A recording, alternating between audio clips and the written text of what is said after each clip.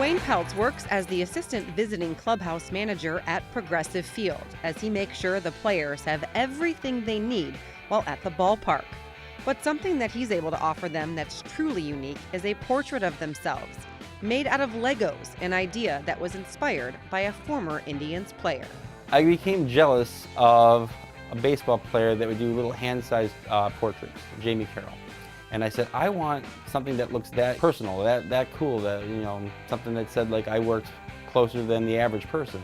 So I said, well, I'm gonna try my luck at art. So I picked up a pen and started drawing. And I've been assured by every one of my friends now that I'm not good at it. So Lego was the very next thing I picked up and maybe found my calling. Wayne's first portrait was Tribe great Jim Thome, just one of a long list of not only athletes but celebrities as well.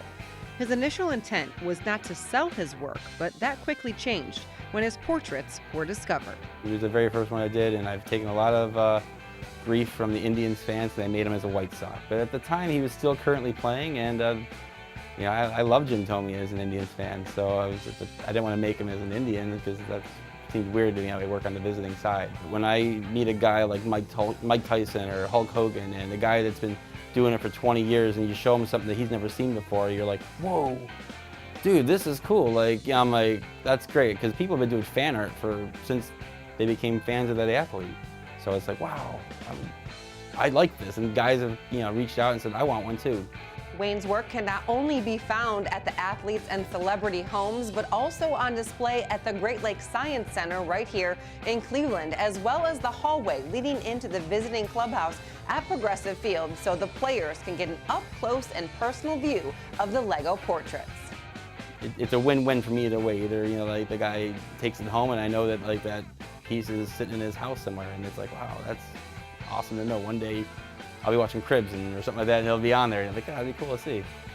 Wayne has constructed over 100 Lego portraits in his workspace right out of his home. Each and every one of his pieces is a one-of-a-kind, something that he truly takes pride in. The one I'm currently working on is the one I'm always working the hardest on, and my biggest challenge. And I'm always trying to one-up myself. I'm always trying to think of something that hasn't been done or something of that nature with it, because for the most part, I build flat. There's only so much you can do with making it look three-dimensional. For Wayne, it's always been about wanting something different than just a baseball for the players to sign.